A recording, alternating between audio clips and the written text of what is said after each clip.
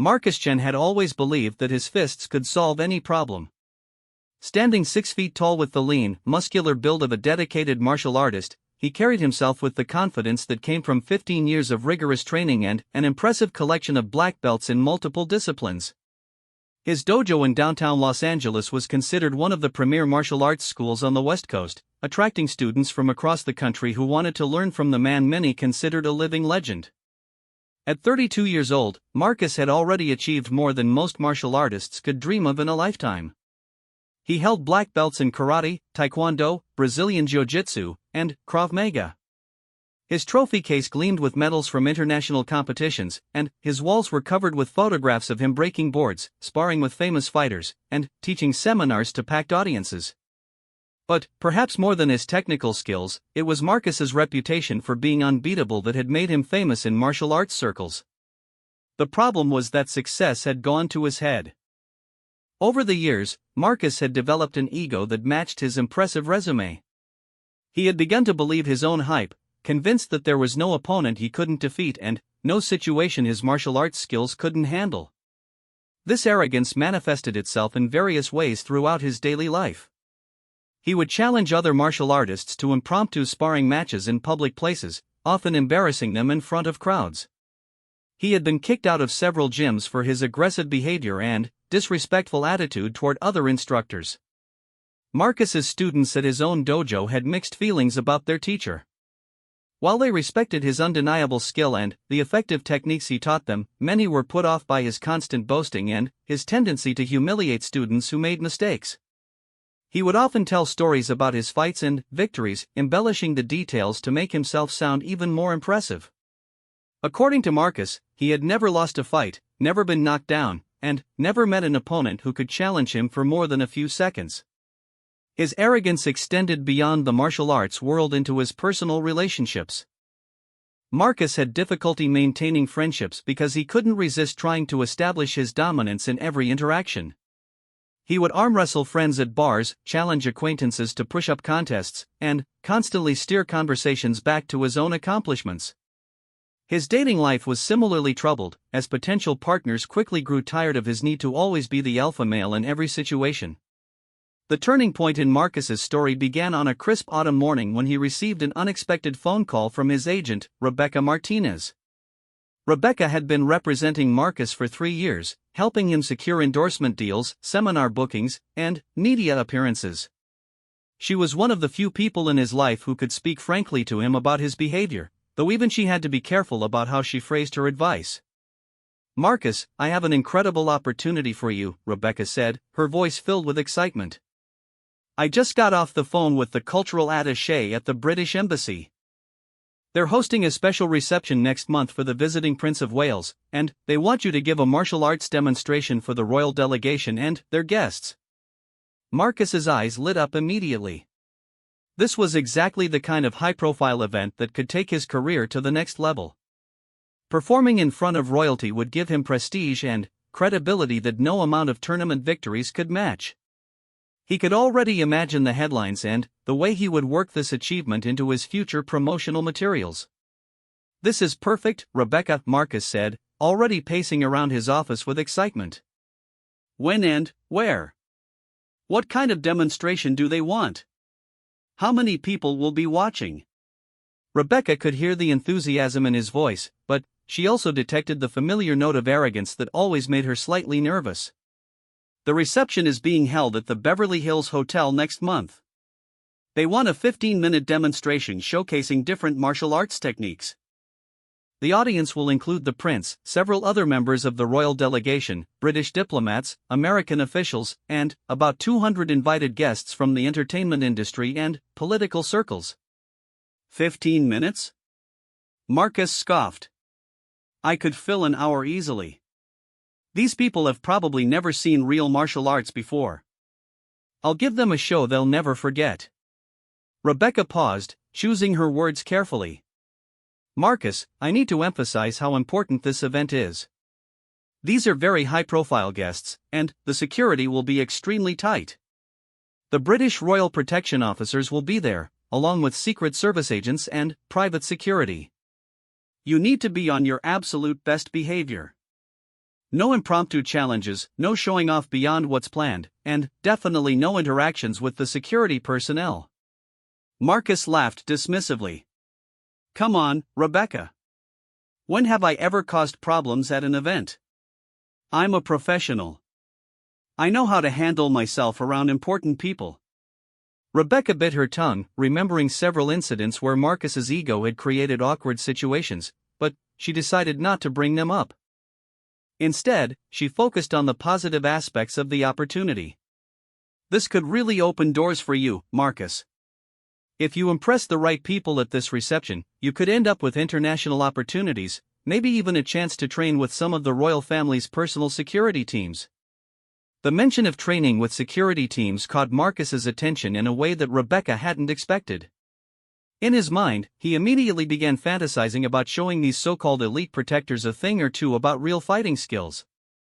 He had always been dismissive of bodyguards and security personnel, viewing them as inferior to true martial artists like himself.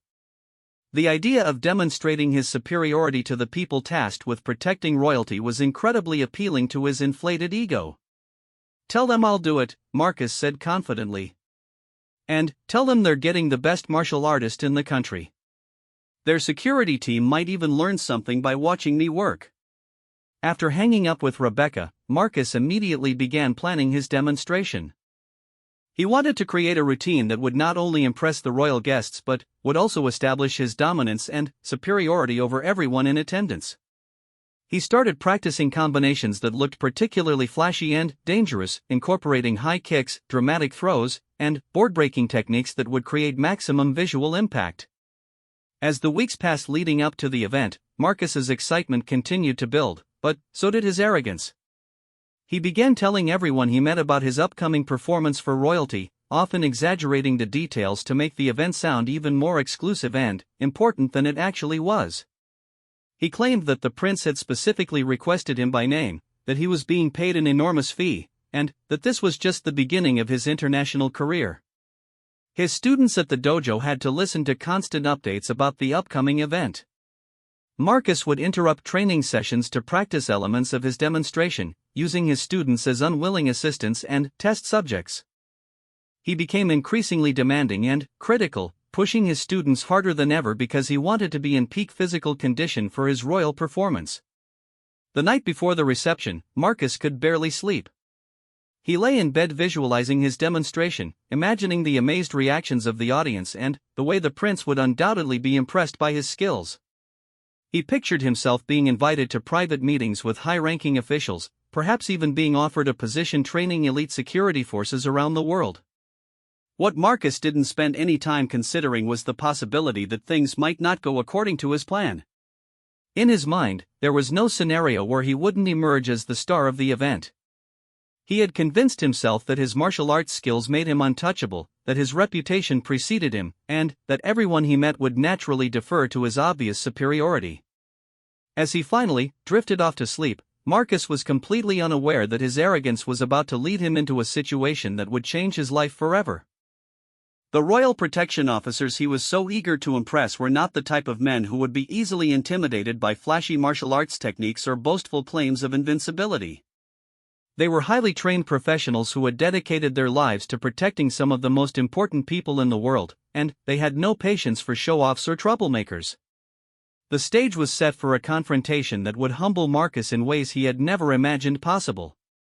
His 15 years of martial arts training had prepared him for many things, but they had not prepared him for what was about to happen when his arrogance finally met its match in the form of men whose job it was to remain calm, professional, and absolutely immovable in the face of any threat. The Beverly Hills Hotel was transformed into a fortress of elegance and security on the morning of the royal reception. Marcus arrived 3 hours early, ostensibly to set up and rehearse his demonstration, but really because he wanted to soak in the atmosphere and enjoy the feeling of being part of such an exclusive event.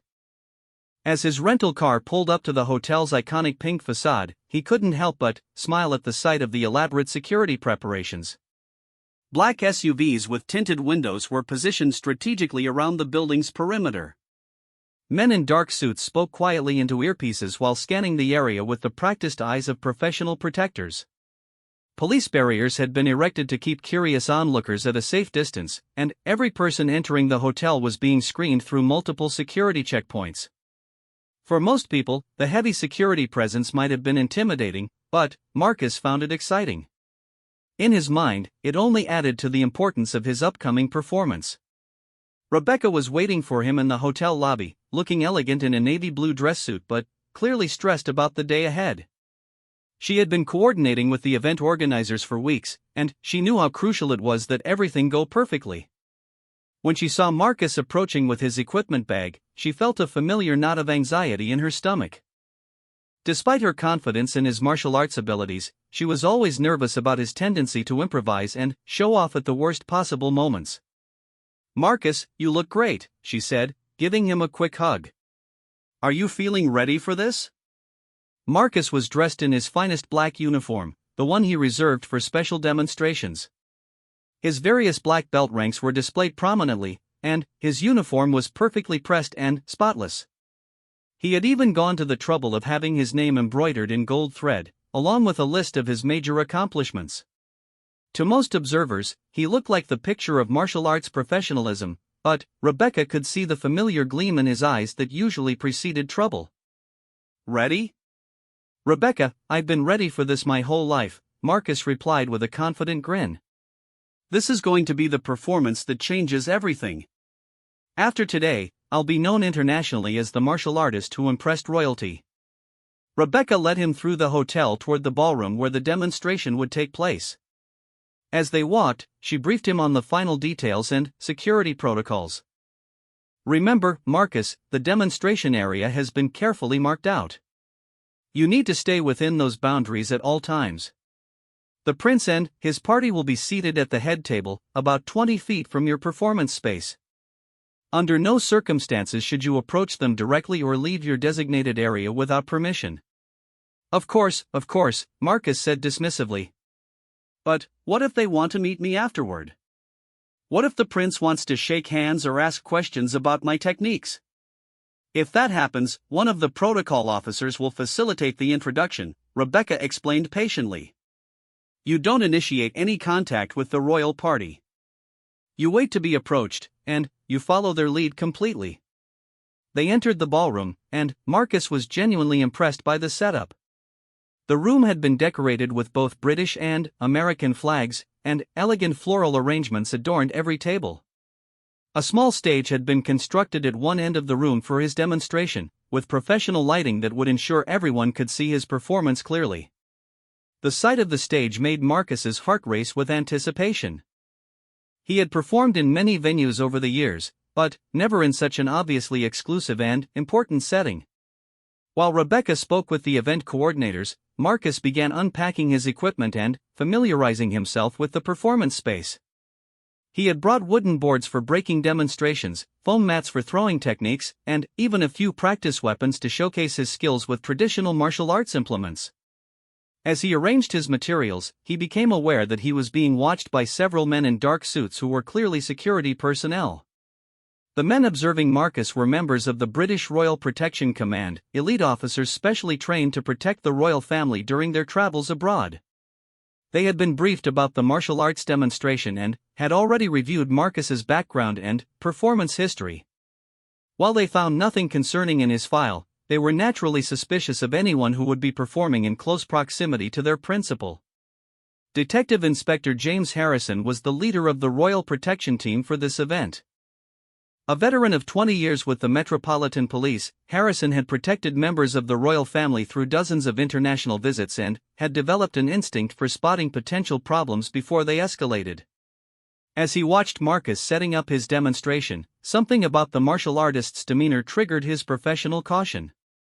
Harrison was joined by his second-in-command, Sergeant David Mitchell, a former military close protection specialist who had served in Afghanistan before joining the Royal Protection Unit. Both men were trained in multiple forms of combat and had extensive experience dealing with individuals who might pose a threat to their principles, whether intentionally or through reckless behavior. "What do you think of our martial arts expert?" Harrison asked Mitchell quietly as they observed Marcus from across the room. Mitchell studied Marcus carefully, noting his confident posture and the way he seemed to be playing to an imaginary audience even while just setting up his equipment. He's got the look of someone who's used to being the center of attention. Probably harmless, but he's definitely got an ego. We should keep an eye on him during the demonstration. Agreed, Harrison replied. Brief the other team members.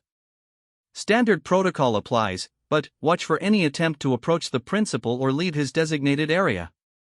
As the morning progressed, the hotel filled with guests arriving for the reception. Marcus watched from the ballroom as limousines and expensive cars deposited celebrities, politicians, diplomats, and other VIPs at the hotel entrance. Each new arrival was screened by multiple layers of security before being allowed to enter the building. The sight of so many important people gathering for an event where he would be the featured entertainment fed Marcus's ego even further. Rebecca returned to check on him around noon, bringing lunch and final updates about the event schedule. The prince's party will arrive at 2 o'clock, she informed him.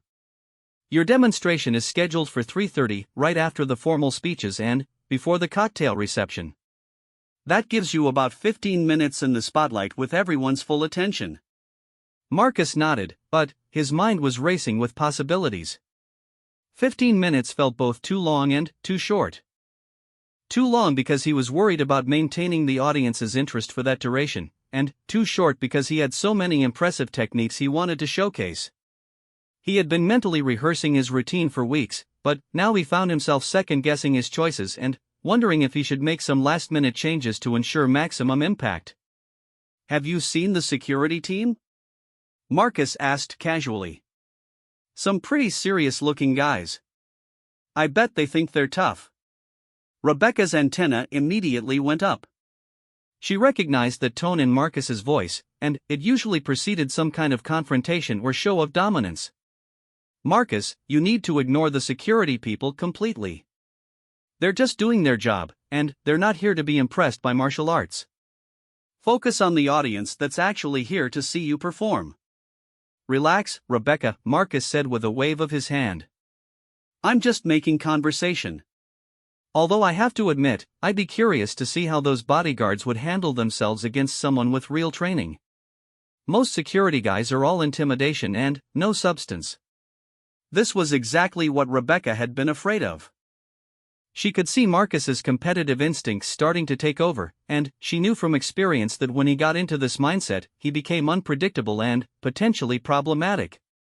She decided to try a different approach to keep him focused on the task at hand. Marcus, listen to me, she said firmly. This is the biggest opportunity of your career. There are going to be Hollywood producers, international business leaders, and literal royalty watching you perform. If you impress them today, you could end up with opportunities you've never even dreamed of. But if you create any kind of incident or distraction, it will be career suicide. These people don't have time for drama or ego conflicts. Marcus seemed to take her words to heart, nodding seriously and assuring her that he would be completely professional. But Rebecca knew him well enough to recognize that she had only temporarily suppressed his competitive instincts, not eliminated them. She made a mental note to stay close during the demonstration and to intervene if she saw any signs that Marcus was about to do something foolish. At 2 o'clock precisely, word spread through the hotel that the royal party had arrived. Marcus felt a genuine thrill as he realized that he was now in the same building as actual royalty. Despite his arrogance, he had enough awareness to understand that this was a rare and special opportunity that few people ever experienced. The prince and his entourage were escorted directly to a private suite for a brief rest and security briefing before the reception began. Marcus caught only a glimpse of the motorcade as it arrived, but even that brief sighting made him feel like he was part of something truly historic. As the afternoon progressed and guests began filing into the ballroom for the reception, Marcus retreated to a small room adjacent to the main event space to make his final preparations. He changed into a fresh uniform, ran through his demonstration routine one more time, and tried to calm his nerves through meditation and breathing exercises. The irony was that Marcus was genuinely nervous about his performance, despite his outward confidence. He had never performed for such a distinguished audience, and the pressure to excel was greater than anything he had experienced in his competitive career. Unfortunately, his nervousness manifested itself as increased aggression and a heightened need to prove his dominance, rather than his humble focus on doing his best work. When Rebecca came to get him at 3:25, Marcus was as ready as he would ever be. His demonstration equipment was perfectly arranged, his uniform was immaculate, and his routine was polished to perfection. What he wasn't prepared for was the way his arrogance would interact with the stress of performing for royalty, or how his need to show off would eventually put him on a collision course with men who had dedicated their lives to remaining calm and professional under pressure. The stage was literally set for the confrontation that would change Marcus's life forever.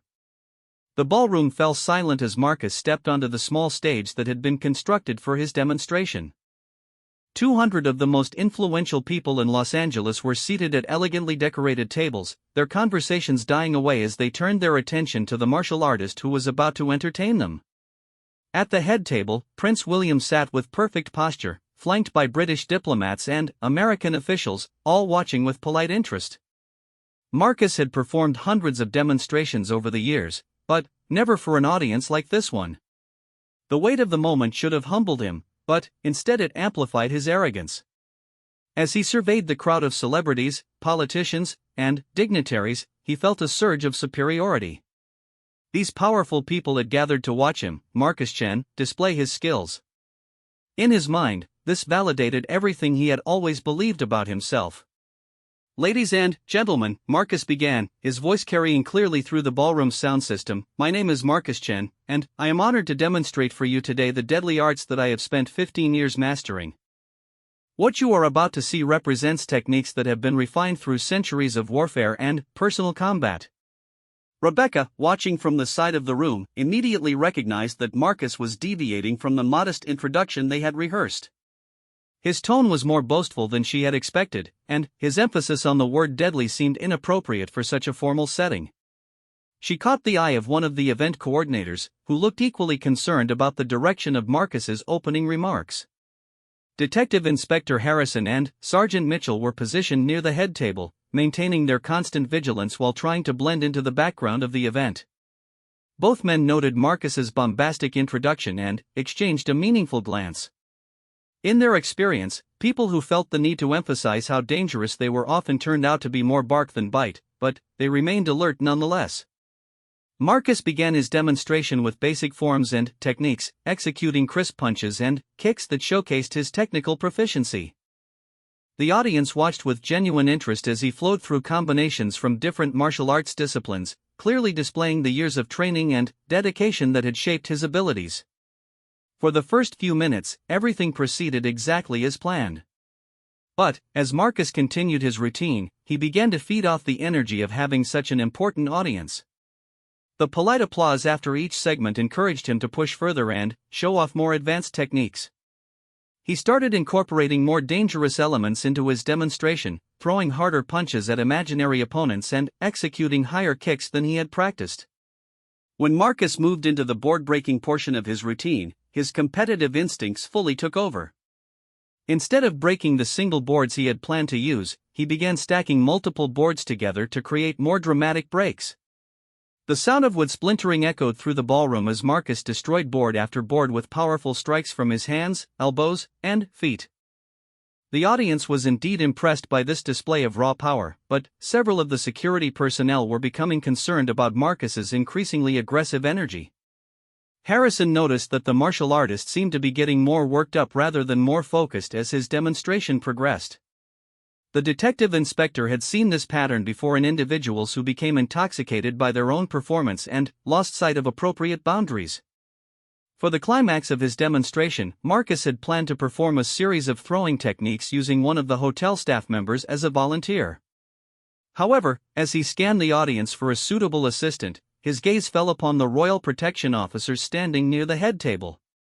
The sight of these serious-faced men in their dark suits triggered something competitive in Marcus's psychology. "For my final demonstration," Marcus announced to the audience, "I would like to show you some advanced grappling and throwing techniques. These methods are used by special forces around the world for neutralizing opponents quickly and efficiently." Marcus paused dramatically, then pointed directly at Sergeant Mitchell. "You, sir," with the serious expression. Would you mind assisting me in demonstrating these techniques to our distinguished guests? A murmur rippled through the audience as people realized that Marcus was addressing one of the royal protection officers. Rebecca felt her stomach drop as she recognized the potential for disaster in what Marcus was attempting to do. The event coordinators looked horrified, and several guests began whispering among themselves about the appropriateness of involving security personnel in the entertainment. Sergeant Mitchell remained perfectly still, his expression unchanged. He had been specifically trained never to respond to provocations or attempts to draw him into situations that might compromise his ability to protect his principal. Harrison placed a subtle hand on his colleague's arm, a silent reminder to maintain professional discipline. "I don't think that will be necessary," Harrison said calmly but firmly, speaking just loudly enough for Marcus and the nearby guests to hear. "Perhaps you could use one of the hotel staff members as originally planned." Marcus's ego flared at what he perceived as a dismissal of his authority. In his mind, this security officer was refusing to acknowledge his superior fighting skills, and the rejection was happening in front of the most important audience of his career. The competitive fire that had driven him to martial arts success now became a liability as it clouded his judgment completely. "Come now," Marcus said with a condescending smile, "surely these royal bodyguards aren't afraid of a little demonstration? I promise I'll be gentle.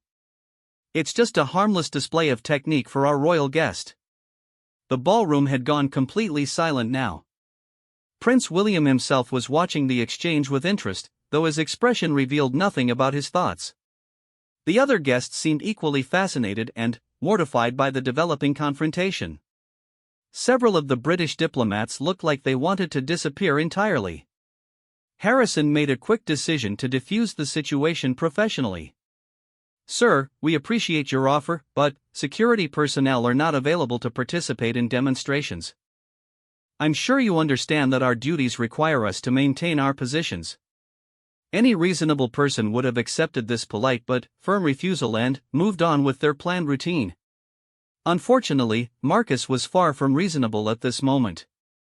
His arrogance had been building throughout the demonstration, fed by the applause and attention of the distinguished audience. The thought that these men might be refusing him because they genuinely believed they were superior to him was intolerable to his inflated ego. "What's the matter?" Marcus said, his voice now carrying a clear challenge. "Are you worried that the prince might see that his protection team can't handle a real martial artist?" "Don't worry, I won't hurt you too badly in front of all these important people." The insult was clear to everyone in the room. Marcus was essentially calling the royal protection officers cowards and suggesting that they were inadequate at their jobs. Several guests gasped audibly at the audacity of the challenge, while others looked on in stunned disbelief that anyone would speak to royal security personnel in such a manner. Rebecca started moving toward the stage, hoping to intervene before the situation escalated further, but she was too far away to reach Marcus quickly enough. The event coordinators were frantically trying to figure out how to end the demonstration without causing an international incident. Harrison's jaw tightened almost imperceptibly, but his voice remained completely calm and professional when he responded. "Sir, I'm going to ask you to conclude your demonstration now and return to your designated area. This event needs to proceed according to schedule." Marcus interpreted the measured response as weakness rather than professionalism. In his experience, when someone remained calm in the face of a direct challenge, it usually meant they were afraid to fight. He had no understanding of the kind of discipline and training that allowed these men to maintain their composure under pressure. "One throw," Marcus said, stepping down from the stage and moving closer to the royal protection officers. "Just let me demonstrate one simple throw, and then I'll finish my routine. The prince will be impressed to see the level of skill that his security team possesses. Unless, of course, you're not confident in your abilities." Mitchell tensed slightly as Marcus approached, but Harrison gestured for him to remain in position. The detective inspector was now faced with a delicate situation. Marcus was not technically threatening anyone or breaking any laws, but he was clearly trying to provoke a confrontation with royal protection officers in front of the prince. Any response Harrison made would be witnessed by hundreds of influential people and could potentially create diplomatic complications. What Marcus failed to understand was that he was now dealing with men who had trained specifically to handle situations much more dangerous than an ego-driven martial artist. Harrison and Mitchell had protected members of the royal family through terrorist threats, assassination attempts, and hostile crowds. They had been taught to remain calm under pressure that would break most people, and they had extensive training in neutralizing threats without creating unnecessary drama or publicity. Marcus made his final mistake when he stepped directly into Harrison's personal space, close enough that his aggressive body language could be interpreted as a physical threat to the security of the royal party. "Come on," he said with an arrogant grin, "just one little demonstration. What's the worst that could happen?" He reached out as if to grab Harrison's arm, intending to force the issue by physically attempting to initiate a throwing technique. It was the crossing of a line that Harrison could not allow, both for his own safety and for the protection of his principal. The detective inspector's response was swift, precise, and completely devastating to Marcus's inflated self-image. What happened next would haunt Marcus for the rest of his life and serve as a lesson about the difference between flashy martial arts demonstrations and the real-world skills of truly dangerous men. The moment Marcus reached for Detective Inspector Harrison's arm, 15 years of elite protection training kicked in with mechanical precision. Harrison's response was not flashy or dramatic like the martial arts techniques Marcus had been demonstrating. Instead, it was brutally efficient, designed to neutralize a potential threat with minimum fuss and maximum effectiveness. In one fluid motion, Harrison intercepted Marcus's reaching hand, twisted it into a compliance hold, and used Marcus's own forward momentum to guide him face-first into the nearest wall. The entire sequence took less than 3 seconds, and Marcus found himself pressed against the ballroom's elegant wallpaper with his arm locked behind his back at an angle that would become extremely painful if he attempted to resist. The ballroom erupted in gasps and exclamations as 200 distinguished guests watched the supposed martial arts expert being effortlessly controlled by a man who hadn't even removed his hands from his pockets until the moment Marcus attempted to touch him. Prince William raised an eyebrow slightly but otherwise maintained his composed demeanor, while the other members of the royal party watched with professional interest. Marcus's first reaction was complete shock. In 15 years of martial arts training, he had never been so thoroughly and quickly dominated by another person. The speed and efficiency of Harrison's response had given him no opportunity to use any of his techniques or even to understand what was happening until it was already over. His face was pressed against the wall, his arm was locked in a position that sent shooting pains through his shoulder, and his legs were positioned in such a way that any attempt to move would result in him losing his balance completely. "Sir," Harrison said in the same calm, professional tone he had been using throughout the confrontation, "I'm going to release you now. I need you to step back slowly and keep your hands visible. Do not attempt to approach any member of the security team again." Marcus nodded as much as his position would allow, and Harrison smoothly released the hold while maintaining a position that would allow him to instantly regain control if necessary. As Marcus turned around, rubbing his sore shoulder and trying to process what had just happened, he found himself face to face with Sergeant Mitchell, who had moved into position to assist his colleague if needed. The sight of Mitchell's calm, alert expression drove home to Marcus just how outclassed he had been. These men weren't even breathing hard or showing any signs of stress from the encounter. To them, controlling an aggressive martial artist was apparently just another routine part of their job, no more challenging than checking credentials at a security checkpoint. Rebecca finally reached the scene, her face flushed with embarrassment and anger. "Marcus, what the hell do you think you're doing?" she whispered urgently, trying to keep her voice low enough that the nearby guests couldn't hear every word. Marcus was still trying to understand what had happened to him. His shoulder throbbed where Harrison had applied pressure, and his ego was reeling from being so thoroughly dominated in front of the most important audience of his career. He looked around the ballroom and saw that every single person was staring at him, their expressions ranging from shock to amusement to outright disapproval. Prince William chose that moment to stand up from his seat at the head table. The entire ballroom immediately fell silent as the royal guest prepared to address the situation. Marcus felt a new wave of horror as he realized that his behavior had drawn the personal attention of royalty, and not in the way he had always imagined it would. "Detective Inspector Harrison," the prince said in his clear, cultured voice, "I trust everything is under control?" "Yes, Your Royal Highness," Harrison replied with a slight bow. "Just a minor misunderstanding that has been resolved. The prince's gaze shifted to Marcus, who found himself looking directly into the eyes of future King of England. There was no anger in the royal expression, but there was a kind of cool assessment that made Marcus feel smaller than he had ever felt in his life. "I hope our martial arts demonstration hasn't concluded prematurely," the prince said. "Though I must say, that was quite an educational display of professional protective techniques." A ripple of polite laughter went through the audience at the prince's diplomatic comment. Marcus realized with growing horror that the royal guest was making light of his humiliation, treating his defeat as an amusing sidebar to the main event.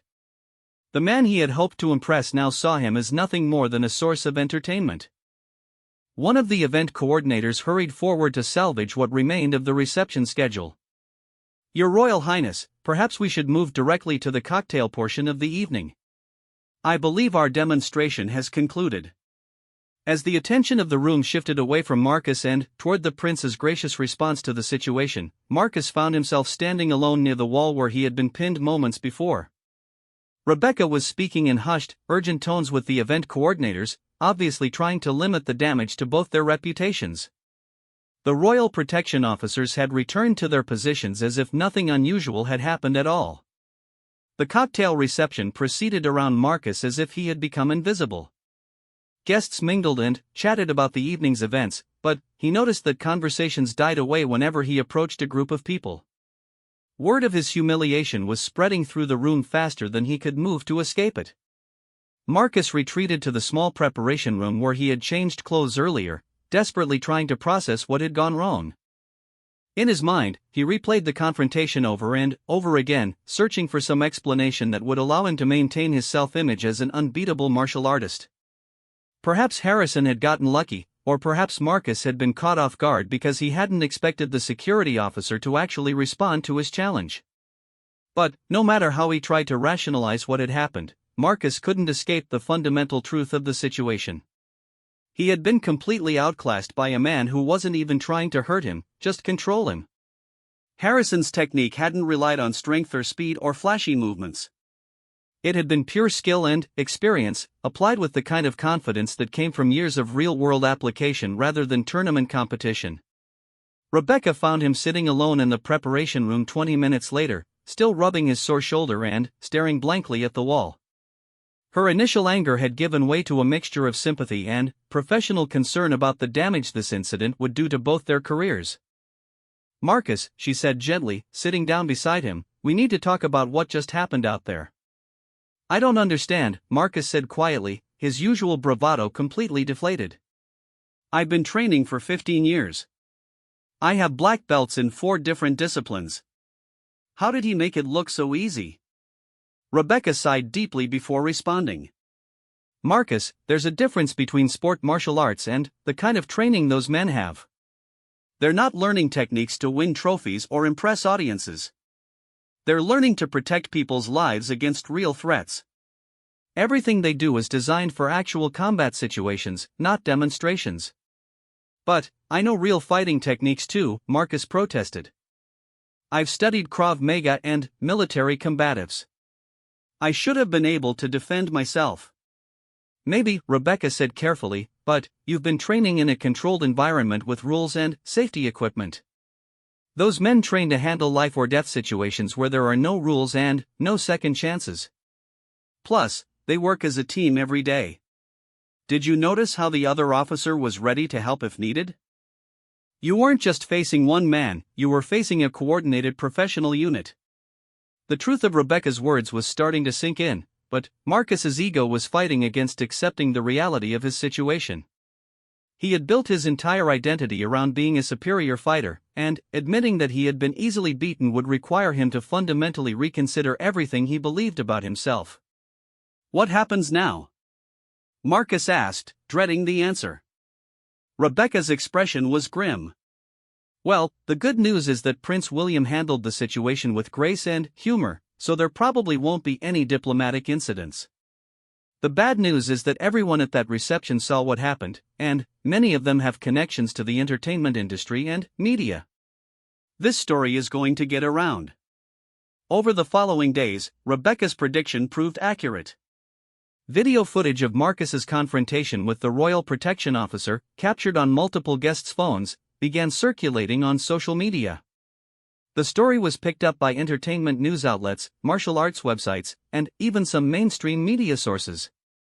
The narrative that emerged was exactly what Marcus had feared, a story about an arrogant martial artist who bit off more than he could chew when he challenged real security professionals. The comments sections of these articles were particularly brutal for Marcus to read. Fellow martial artists criticized his behavior and professionalism, while others debated whether his quick defeat proved that traditional martial arts were useless in real-world situations. Some commenters defended Marcus, arguing that he had been caught off guard and that the confrontation wasn't a fair test of his abilities, but they were vastly outnumbered by those who saw the incident as proof that flashy techniques couldn't compete with practical training. The impact on Marcus's career was immediate and severe. Several scheduled seminars were cancelled when organizers decided they didn't want to be associated with someone who had caused an international incident. Potential students stopped coming to his dojo, either because they had lost confidence in his abilities or because they didn't want to train with someone whose behavior had been so widely criticized. But, perhaps more devastating than the professional consequences was the personal crisis that Marcus faced. For the first time in his adult life, he was forced to confront the possibility that his understanding of martial arts and his own abilities had been fundamentally flawed. The 15 years he had spent building his reputation and his self-image had been undermined in 3 seconds by a man who had made controlling him look effortless. Marcus began to realize that his arrogance had blinded him to the difference between performance martial arts and practical application. He had been so focused on impressive techniques and tournament success that he had never truly understood what it meant to face someone who was trained to win at any cost in real-world situations. The royal protection officers, meanwhile, returned to their duties as if the incident had never happened. For them, Marcus had been just another minor disruption to be handled professionally and forgotten. They had no interest in gloating over their easy victory or in prolonging the confrontation beyond what was necessary to maintain security. In the weeks that followed, Marcus was forced to rebuild not just his career, but his entire understanding of what it meant to be a martial artist. The humiliation at the royal reception had stripped away his arrogance and forced him to confront some uncomfortable truths about himself and his training. The man who had once boasted that he had never met his match had finally learned that there were levels of skill and professionalism that he had never even imagined. Whether he would use this lesson to become a better martial artist and a more humble person remained to be seen, but one thing was certain: Marcus Chen would never again assume that his black belts made him invincible.